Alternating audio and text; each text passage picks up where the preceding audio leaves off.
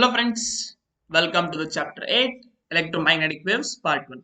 So now within introduction, Maxwell and Ampere law, Maxwell equations, source and nature of electromagnetic waves, momentum carried by the waves. So introduction. So now last chapter time varying magnetic field gives rise to electric field. So time varying time ಜೊತೆ change ಆಗ್ತಾ ಇರತಕ್ಕಂತ magnetic field electric field ನ ಉತ್ಪತ್ತಿ ಮಾಡುತ್ತೆ. Is that converse also true? So ಇದ್ರ ಉಲ್ಟಾನು ನಿಜಾನ, ಅಥವಾ electric change ಆಗ್ತಾ ಎಲೆಕ್ಟ್ರಿಕ್ ಫೀಲ್ಡ್ ಕೂಡ ಮ್ಯಾಗ್ನೆಟಿಕ್ ಫೀಲ್ಡ್ ನ ಪ್ರೊಡ್ಯೂಸ್ ಮಾಡಬಹುದಾ? ಸೊ ಈ ಕ್ವೆಶನ್ ನಮ್ಗೆ ತಲೆಯಲ್ಲಿ ಬರುತ್ತೆ. And James Clerk Maxwell argued that it was indeed the case. Not only electric field but also time varying electric field generates the magnetic field. So Maxwell ಅನ್ನೋರು, James Clerk Maxwell ಅನ್ನೋರು time changing magnetic electric field magnetic field ನ create ಮಾಡುತ್ತೆ ಅಂತ argue ಮಾಡೋದು. So while applying the Ampere circuital law to find the magnetic field at a point outside a capacitor connected to a time varying current, Maxwell noticed an inconsistency of Ampere circuital law. So ಈ experiment ನಾವು ನೋಡ್ತೀವಿ. ಈಗ ಏನಂದ್ರೆ capacitor ಅಲ್ಲಿ ಹೊರಗಡೆ ಒಂದು point ನ consider ಮಾಡಿಬಿಟ್ಟು, ಸೊ ಎರಡು ಡಿಫರೆಂಟ್ ಪಾಯಿಂಟ್ ಅಲ್ಲಿ ಮ್ಯಾಗ್ನೆಟಿಕ್ ಫೀಲ್ಡ್ ನ ಕನ್ಸಿಡರ್ ಮಾಡಿದ್ರೆ ದೇರ್ ಈಸ್ ಸಮ್ ಇನ್ಕನ್ಸಿಸ್ಟೆನ್ಸಿ, ಅಂದ್ರೆ ಮ್ಯಾಗ್ನೆಟಿಕ್ ಫೀಲ್ಡ್ ವ್ಯಾಲ್ಯೂ ಚೇಂಜ್ ಆಗಿರೋದನ್ನ ಅವ್ನು ಅಬ್ಸರ್ವ್ ಮಾಡ್ತಾನೆ. ಸೊ ಅವನ್ ಏನ್ ಅನ್ಕೋತಾನೆ, there is some problem in ampere law, ampere circuital law. So ಅದನ್ನ ಕರೆಕ್ಟ್ ಮಾಡ್ತಾನೆ. He suggested that there is an existence of an additional current called by him called as displacement current to remove this inconsistency. So avan ಏನು ಹೇಳ್ತಾನೆ ಅಂದ್ರೆ there is some additional current which is called as displacement current ಅನ್ನೋದು ಈ inconsistency ತೆಗೆದಾಕ್ಲಿಕ್ಕೆ additional current ಇದೆ ಅಂತ ಹೇಳ್ತಾನೆ. And Maxwell formulated a set of equations involving electric and magnetic fields and their sources, the charges and current densities. So Maxwell ಏನ್ ಮಾಡ್ತಾನೆ, ಕೆಲವೊಂದು ತನ್ನದೇ ಆಗಿರ್ತಕ್ಕಂಥ ಈಕ್ವೇಶನ್ಸ್ ನ ಫಾರ್ಮ್ ಮಾಡ್ತಾನೆ. And the most important prediction to emerge from the Maxwell equation is, so most important prediction ಏನಂದ್ರೆ there is existence of electromagnetic wave. So electromagnetic wave ಅಂದ್ರೆ it is both combined combination of electric and magnetic field. So electric field, so ನಾವ್ ಇದುವರೆಗೆ ಏನೇನು ನೋಡಿದ್ವಿ, electric field ಮತ್ತು magnetic field separate ಆಗಿರೋದು ನೋಡಿದ್ವಿ. But Maxwell equation ಇಂದ ಏನ್ ಗೊತ್ತಾಗತ್ತೆ ಅಂದ್ರೆ ದೆರ್ ಈಸ್ ಕಪಲ್ಡ್ ವೇವ್, ಅಂದ್ರೆ ಈ ಎರಡೂ ಮ್ಯಾಗ್ನೆಟಿಕ್ ಫೀಲ್ಡ್ ಮತ್ತೆ ಎಲೆಕ್ಟ್ರಿಕ್ ಫೀಲ್ಡ್ ಎರಡೂ ಇರ್ತಕ್ಕಂಥ ವೇವ್ಸ್ ಇದಾವೆ. So such waves are called as electromagnetic wave. So ಇದು ಸ್ಪೇಸ್ ಅಲ್ಲಿ ಪ್ರೊಪಗೇಟ್ ಆಗುತ್ತೆ, ಅಂದ್ರೆ ಮೂವ್ ಆಗುತ್ತೆ ಅಂತ ನಮ್ಗೆ ತಿಳಿಸ್ಕೊಡ್ತಾನೆ ಈ ಈಕ್ವೇಶನ್ಸ್ ಇಂದ. And the speed of the waves according to those equations, so ಆ ವೇವ್ಸ್ ನ ಸ್ಪೀಡ್ ಎಷ್ಟಿರುತ್ತೆ ಅಂದ್ರೆ it came out to be very close to speed of light. So ಆ ವೇವ್ ಇಕ್ವೇಶನ್, ಆ ಎಲೆಕ್ಟ್ರೋಮ್ಯಾಗ್ನೆಟಿಕ್ ವೇವ್ ನ ಸ್ಪೀಡ್ ಈ ಏನೋ ಲೈಟ್ ನ ಸ್ಪೀಡ್ ಗೆ ಮ್ಯಾಚ್ ಆಗ್ತಾ ಇತ್ತಂತೆ. This led to the remarkable conclusion that light is an electromagnetic wave. So ಈ ಸ್ಪೀಡ್ ಮ್ಯಾಚ್ ಆಗ್ತಾ ಇರೋದ್ರಿಂದ ನಮ್ಗೆ ಏನ್ ಕನ್ಕ್ಲೂಡ್ ಮಾಡೋಕಾಯ್ತಂದ್ರೆ light is also an electromagnetic wave, ಅಂದ್ರೆ ಲೈಟ್ ಅಲ್ಲಿ ಕೂಡ ಮ್ಯಾಗ್ನೆಟಿಕ್ ಫೀಲ್ಡ್ ಮತ್ತೆ ಎಲೆಕ್ಟ್ರಿಕ್ ಫೀಲ್ಡ್ ಇರುತ್ತೆ ಅಂತ ನಾವು ಕನ್ಕ್ಲೂಡ್ ಮಾಡೋ ಹಾಗಾಯ್ತು. So next, Maxwell Ampere law. So Maxwell Ampere law ಏನು ಹೇಳುತ್ತೆ? So suppose let's consider, so ಇದೊಂದು experiment. So let's consider a capacitor of capacitance C. So ಒಂದು ಕೆಪಾಸಿಟರ್ ನ ಕನ್ಸಿಡರ್ ಮಾಡಿದ್ರೆ with the capacitance of C, ಈಗ ನಾವು ಹೊರಗಡೆ ಏನಾದ್ರೂ ಆಂಪಿಯರ್ ಸರ್ಕ್ಯೂಟ್ ಅಲ್ಲ ಹಾಕಿದ್ರೆ, so this is ampere circuit ಅಲ್ಲ ಹೊರಗಡೆ ಹಾಕಿದ್ರೆ ರೇಡಿಯಸ್ ಎಷ್ಟಿರುತ್ತೆ, ಈ ಸರ್ಕಲ್ ಶೇಪ್ ಅಲ್ಲಿ radius is R. So what is the magnetic field at point P? That is mu naught IC. So idantre it is carrying current in the wire. So therefore it is IC, current in conductor, mu naught IC by 2 pi R. So illi field ಗೊತ್ತಾಯ್ತು. ನಾವು ಈಗ ನಾವೇನಾದ್ರು ಇನ್ನೊಂದು surface ನ consider ಮಾಡೋಣ. It is like A tiffin box. ನೋಡಿ ಇಲ್ಲೊಂದು ಇದೆ, ಈ ತರ ಒಂದು ಸರ್ಫೇಸ್ ಇದೆ. ಸೊ ಇದು ಟಿಫಿನ್ ಬಾಕ್ಸ್ ತರ, ಜಸ್ಟ್ ಇಮ್ಯಾಜಿನೇಷನ್ಗೆ. ಸೊ ಇದ್ರಲ್ಲಿ ಏನಾಗುತ್ತೆ, ಒಳಗಡೆ ಒಂದು ಪ್ಲೇಟ್, ಈ ಕೆಪಾಸಿಟರ್ ಒಂದೇ ಕೆಪಾಸಿಟರ್ ಪ್ಲೇಟ್ಗೆ ನಾವು ಒಂದು ಆಂಪಿಯರ್ ಲೂಪ್ ನ ಹಾಕಿದ್ರೆ ನಾವು what is current, I is equal to 0. ಏನಕ್ಕಂದ್ರೆ ಒಳಗಡೆ ಕರೆಂಟ್ ಪಾಸ್ ಆಗ್ತಾ ಇಲ್ಲ, there is nothing inside, there is only electric field but not current. So ಈ ಟೈಮ್ ಅಲ್ಲಿ ಏನು, ನಾವು ಮ್ಯಾಗ್ನೆಟಿಕ್ ಫೀಲ್ಡ್ ಇಸ್ 0. ಸೊ ಮೇಲ್ಗಡೆ ಕೇಸಲ್ಲಿ ಏನಿತ್ತು, ಮ್ಯಾಗ್ನೆಟಿಕ್ ಫೀಲ್ಡ್ ಒಂದು ವ್ಯಾಲ್ಯೂ ಇತ್ತು. ಸೊ ನೆಕ್ಸ್ಟ್ ಏನಾಯ್ತು, ಮ್ಯಾಗ್ನೆಟಿಕ್ ಫೀಲ್ಡ್ 0 ಆಯ್ತು. ಸೊ ಮ್ಯಾಕ್ಸ್ವೆಲ್ ಏನಂದ, so this is called as inconsistency. ಏನಕ್ಕಂದ್ರೆ ಇಲ್ಲಿ ಸೇಮ್ ವ್ಯಾಲ್ಯೂ ಬರ್ತಾ ಇಲ್ಲ, ಚೇಂಜ್ ಆಗ್ತಾ ಇದೆ. ಮ್ಯಾಗ್ನೆಟಿಕ್ ಫೀಲ್ಡ್ ಏನಾಗ್ತದೆ, zeros. So magnetic field cannot have two values. So ಎರಡೆರಡು ಬೇರೆ ಬೇರೆ ವ್ಯಾಲ್ಯೂಸ್ ಇರಕ್ಕೆ ಸಾಧ್ಯನೇ ಇಲ್ಲ. Therefore, he predicted that change in electric field between these capacitors, so electric field change ಆಗ್ತಿರೋದು must be responsible for the magnetic field. So actual magnetic field ಇತ್ತು, but ampere equation ಲಾ ಏನಾದ್ರು ನಾವು ಹಾಕಿದ್ರೆ ಮ್ಯಾಗ್ನೆಟಿಕ್ ಫೀಲ್ಡ್ ಜೀರೋ ಬರ್ತಾ ಇತ್ತು.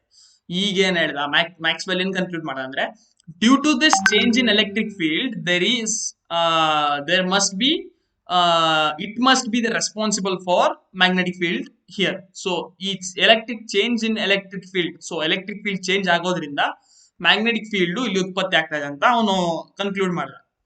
So E is equal to sigma by epsilon naught. So electric field due to one plate, see single plate ಎಷ್ಟು ಅಂದ್ರೆ that is sigma by epsilon naught, which is equal to epsilon naught ಅಂದ್ರೆ sigma ಅಂದ್ರೆ ಎಷ್ಟು, that is linear charge, surface charge density, that is Q by A, and which is changing. So E, electric field change ಆಗ್ತಾ ಇದೆ. Therefore flux is equal to E into A, which is equal to Q by epsilon naught. ಯಾಕಂದ್ರೆ ನಾವು A multiply ಮಾಡಿದ್ರೆ A cancel ಆಗುತ್ತೆ. So Q by epsilon naught. So Q charge is equal to epsilon naught into 5. So ಇದನ್ನ ನಾವು differentiate ಮಾಡಿದ್ರೆ what is current? So differentiate ಮಾಡಿದ್ರೆ ಏನು ಸಿಗುತ್ತೆ, dq by dt, that is ID, current ID, and epsilon naught into dq by dt. So this he called as displacement current. So ಒಳಗಡೆ ಇರತಕ್ಕಂತ current ನಾವು ಅವನು ಏನ್ ಕರೆದ ಅಂದ್ರೆ, due to change in electric field ಅವನು ಏನ್ ಕರೆದ, that current is called as ID, that is displacement current, and magnetic field due to that ಅದನ್ನ ಹೇಗೆ ಕ್ಯಾಲ್ಕುಲೇಟ್ ಮಾಡೋದಂದ್ರೆ ಕ್ಲೋಸ್ಡ್ ಇಂಟಿಗ್ರಲ್. ಸೊ ಇಂಟಿಗ್ರಲ್ ಗೆ ನಾವು ಏನಾದ್ರು ಹಿಂಗ್ ರೌಂಡ್ ಹಾಕಿದ್ರೆ that is called as closed integral BDL, B.dl is equal to mu naught into ID. So actual equation ಏನಾಯ್ತು ಈಗ, integral BDL is equal to mu naught into IC ಅಂದ್ರೆ conductor current plus this displacement current, that is ID. So what is ID here? That is mu naught into epsilon naught into d phi by dt. So next Maxwell equations. So Maxwell equations ಎಷ್ಟಿದೆ ಅಂದ್ರೆ 4 ಇದೆ. ಒಂದು that is Gaussian law for electricity, integral EDA is equal to Q by epsilon naught. So next Gauss law for magnetism, that is integral BDA is equal to 0. Next Faraday's law, that is integral EDL, which is equal to minus d phi by dt. Next Ampere Maxwell law, that is BDL is equal to mu naught IC plus mu naught into epsilon naught ID d phi E by dt. So this whole term epsilon naught into d phi E by dt na ನಾವೇನ್ ಬರೀಬಹುದು ಅಂದ್ರೆ ID ಅಂತ ಬರೀಬಹುದು. ID ಅಂದ್ರೆ ಏನು, that is displacement current. Now sources of electromagnetic waves. So electromagnetic waves na source ಏನು, ಹೇಗೆ ಉತ್ಪತ್ತಿ ಆಗುತ್ತೆ. Let's consider a charge oscillating with some frequency. ಒಂದು ಚಾರ್ಜ್ ನ ಕನ್ಸಿಡರ್ ಮಾಡಿ, ಸಮ್ ಫ್ರೀಕ್ವೆನ್ಸಿ, ಯಾವುದೋ ಒಂದು ಫ್ರೀಕ್ವೆನ್ಸಿಯಲ್ಲಿ ಆಸಿಲೇಟ್ ಆಗ್ತಾ ಇದೆ. ಸೊ ಇದು ರೆಡ್ ಡಾಟ್, ಈ ಒಂದು ಡಾಟ್, ರೆಡ್ ಕಲರ್ ಡಾಟ್ ಏನ್ ಕಾಣ್ತಾ ಇದೆ, ಇದೊಂದು ಚಾರ್ಜ್ ಅಂದ್ರೆ ಆಸಿಲೇಟ್ ಆಗ್ತಾ ಇರುತ್ತೆ, ಹೀಗೆ ಯಾವುದೋ ಒಂದು ಫ್ರೀಕ್ವೆನ್ಸಿ ಆಸಿಲೇಟ್ ಆಗ್ತಾ ಇದೆ. This produces an oscillating electric field in space. So ಈ ಚಾರ್ಜ್ ಆಸಿಲೇಟ್ ಆಗ್ತಾ ಇರೋದ್ರಿಂದ there is electric field coming out. So ಈ ಚಾರ್ಜ್ ಇನ್ ಎಲೆಕ್ಟ್ರಿಕ್ ಫೀಲ್ಡ್ ಹೊರಗೆ ಬರ್ತಾ ಇದೆ, ಇದು ಆಸಿಲೇಟ್ ಆಗ್ತಾ ಇರೋದ್ರಿಂದ ಏನಾಗ್ತಾ ಇದೆ, ಎಲೆಕ್ಟ್ರಿಕ್ ಫೀಲ್ಡ್ ಕೂಡ ಈ ಸ್ಪೇಸ್ ಅಲ್ಲಿ ಆಸಿಲೇಟ್ ಆಗ್ತಾ ಇದೆ, which produces an oscillating magnetic field. So ಈ change in electric field will produce oscillating magnetic field, which in turn a source of oscillating electric field and so on.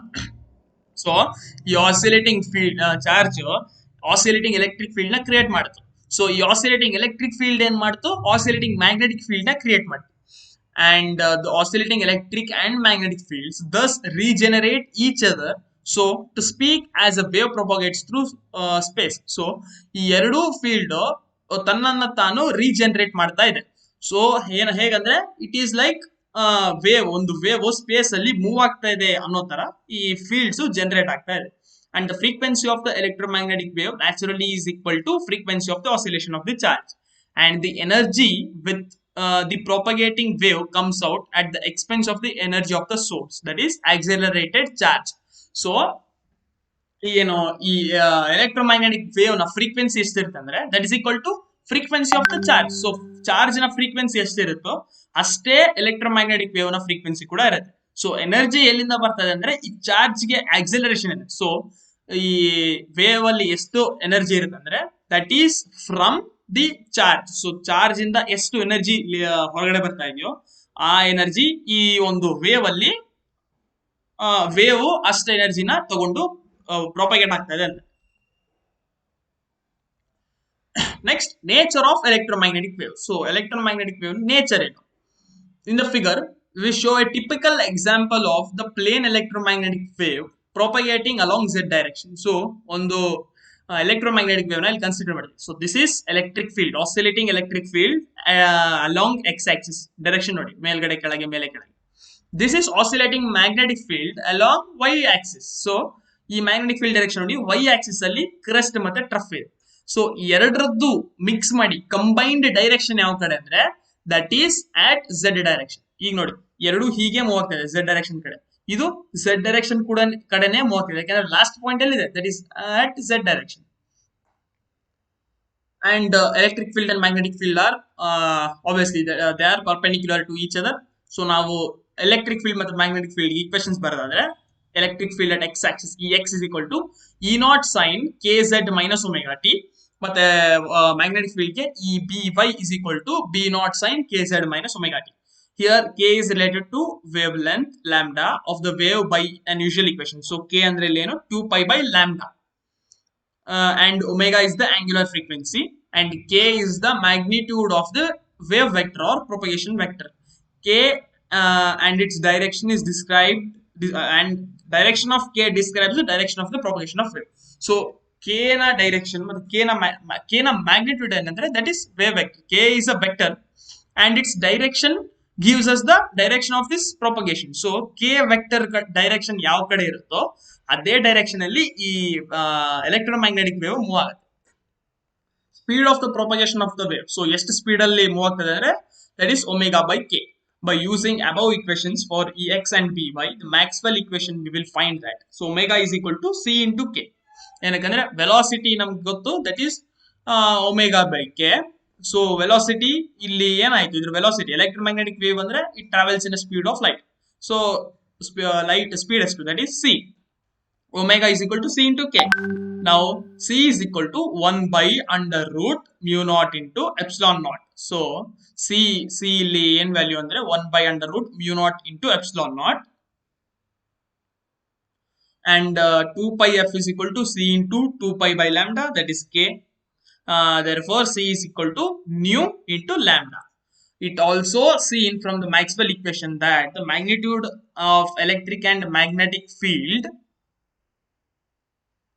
So Maxwell equation in the electric field ಮತ್ತು magnetic field ನ magnitude is related as. So electric field ಮತ್ತು magnetic field ಹೇಗೆ relate ಆಗಿರುತ್ತೆ ಅಂದ್ರೆ B naught is equal to E naught by C. ಅಂದ್ರೆ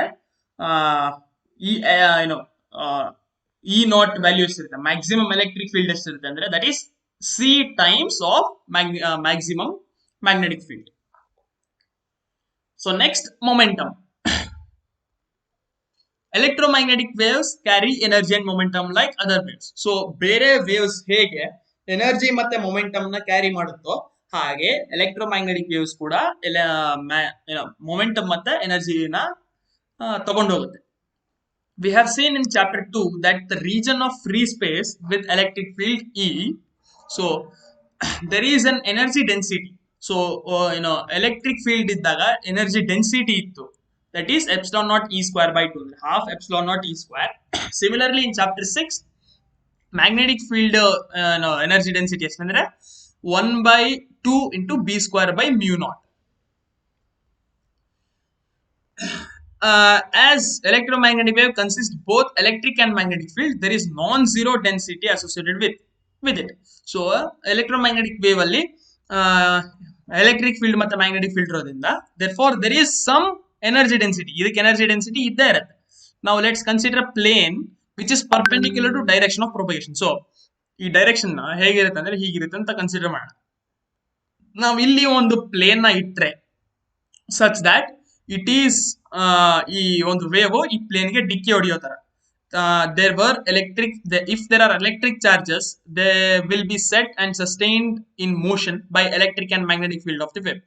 So ಇಲ್ಲಿ plane ಮೇಲೆ ಏನಾದ್ರು ಚಾರ್ಜಸ್ ಇದ್ರೆ ಸೊ ಆ ಚಾರ್ಜಸ್ ಈ ಎಲೆಕ್ಟ್ರಿಕ್ ಫೀಲ್ಡ್ ಇಂದ ಮೂವ್ ಆಗಕ್ಕೆ ಸ್ಟಾರ್ಟ್ ಮಾಡ್ತವೆ. ಯಾಕಂದ್ರೆ ಎಲೆಕ್ಟ್ರಿಕ್ ಫೀಲ್ಡ್ ಅಲ್ಲಿ ಏನಿರುತ್ತೆ, magnetic field and electric field, due to them charges will move on this plane. the charges thus acquire energy and momentum from the wave. So ಈ waves ಇಂದ ಈ charges ಗೆ ಏನ್ ಬಂತು ಎನರ್ಜಿ ಅಥವಾ ಮೊಮೆಂಟಮ್ ಸಿಕ್ತು, ಅದಕ್ಕೆ ತಾನು ಎನರ್ಜಿ ಮತ್ತೆ ಮೊಮೆಂಟಮ್ ಇರೋದಕ್ಕೆ ಅವು ಮೂವ್ ಆಗ್ತಾ ಇದಾವೆ.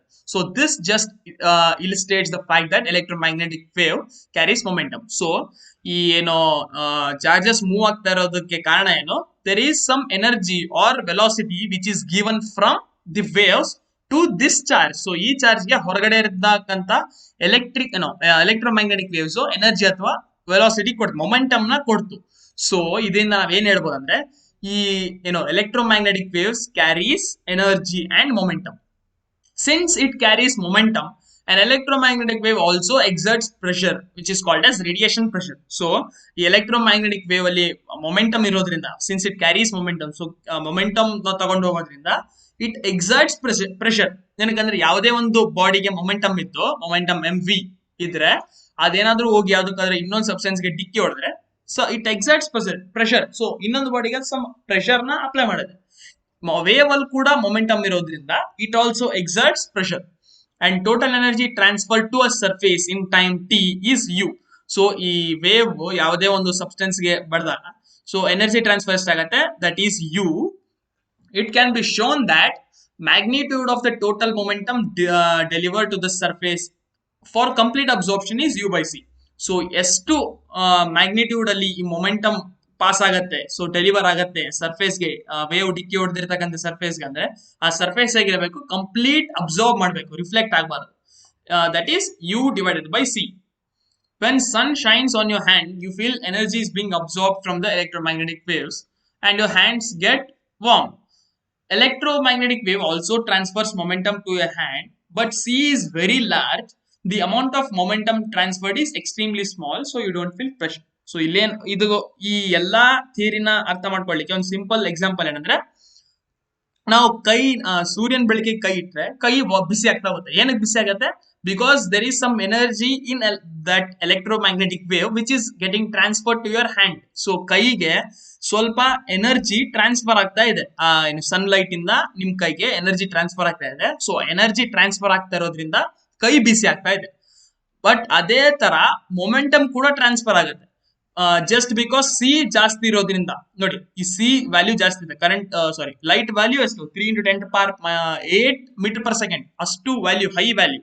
ಸೊ ಇದು ಡಿನಾಮಿನೇಟರ್ ಇರೋದ್ರಿಂದ there is little pressure. So ಜಾಸ್ತಿ ವೆಲಾಸಿಟಿ ಇರೋದ್ರಿಂದ ಪ್ರೆಷರ್ ಇಲ್ಲಿ ಏನಾಗುತ್ತೆ, ಕಡಿಮೆ ಪ್ರೆಷರ್ ಇರುತ್ತೆ, ತುಂಬಾ ಕಡಿಮೆ ಪ್ರೆಷರ್ ಇರುತ್ತೆ. ಸೊ ಅದಕ್ಕೆ ನಮ್ಗೆ ಬಿಸಿಲಲ್ಲಿ ಕೈ ಇಟ್ಟಾಗ ನಮ್ಗೆ ಅಷ್ಟು ಪ್ರೆಷರ್ ಬೀಳಲ್ಲ.